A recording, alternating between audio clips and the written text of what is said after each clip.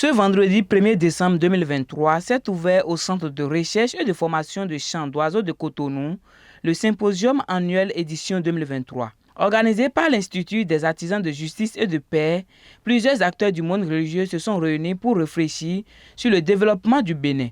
Les travaux ont été officiellement lancés par le représentant du président de la conférence épiscopale du Bénin. Comment se comporter de façon responsable par rapport au bien public?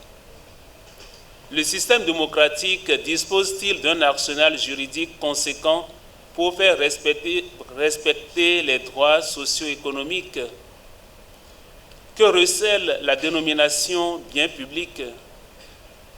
Dans un contexte sociopolitique comme celui du Bénin, quel statut possède le bien public? Comment promouvoir les droits socio-économiques dans une démocratie comme la nôtre?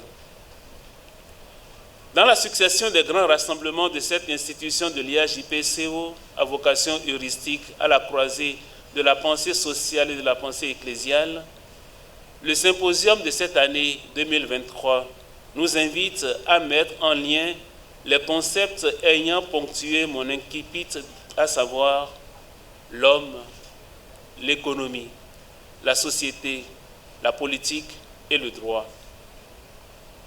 Dans cet élan, la marche engagée par l'IAJPCO arrive inexorablement à destination après avoir cherché durant 9 mois, le temps de la maturité et de la naissance, à promouvoir une démocratie au service du développement dans le respect des droits humains et la consolidation de la paix. Avec l'orientation de ce symposium, nous ambitionnons de redéfinir la synergie du lien qui doit exister entre le droit, la démocratie, la société et le bien public.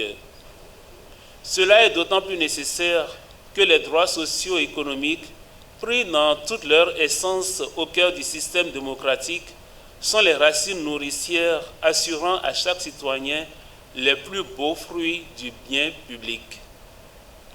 Comme vous le savez, les petits gestes sont souvent les graines minuscules qui donnent de grandes pousses. Au menu, plusieurs communications ont meublé cette première journée d'activité portée sur le thème général « Les droits socio-économiques en démocratie et le respect du bien public ». Le père Éric Aguenounon, président de l'IJPS, revient sur les objectifs et les attentes particulières de ce symposium annuel. Ce symposium et toutes les communications s'articuleront autour de deux concepts clés: le capitalisme prudent et la démocratie à visage humain.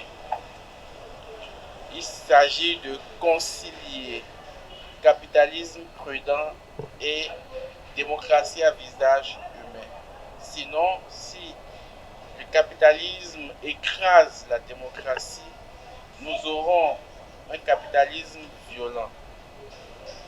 Et si la démocratie n'a pas un visage humain, elle-même laisserait place toujours à un capitalisme violent.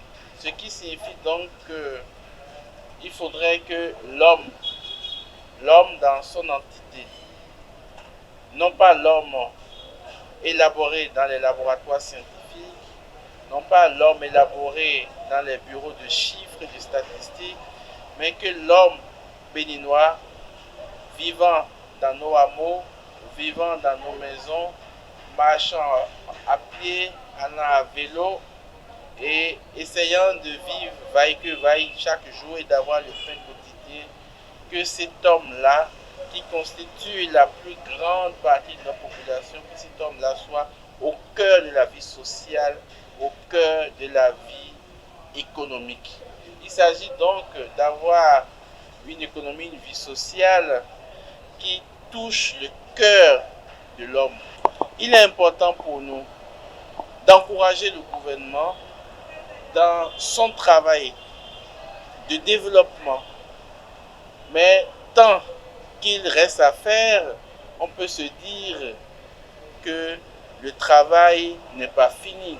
Venant de différents horizons, les participants sont satisfaits de cette initiative. Désiré Zinsou apprécie. D'abord, c'est le thème de du symposium qui m'a intéressé à venir parce que c'est un thème très intéressant qui touche tous les aspects de la vie socio-économique, surtout le respect des droits humains. En écoutant les messages ou les discours, allocutions successifs qui ont été donnés par le directeur de l'IAJP, le directeur de la fondation Konrad Adenauer et le père évêque Monseigneur Aristide Gonzalo. Je pense que c'est un symposium normalement qui devrait donner un résultat qui puisse permettre d'améliorer les conditions actuelles de la population béninoise. Et je pense qu'il serait bon que le gouvernement en place, n'est-ce pas, prenne les conclusions de cette conférence en compte dans la résolution des problèmes qui se posent aux populations actuelles, surtout en ce qui concerne les aspects socio-économiques. Démarrés ce vendredi, les travaux vont prendre fin demain samedi 2 décembre 2023 avec une conférence de presse.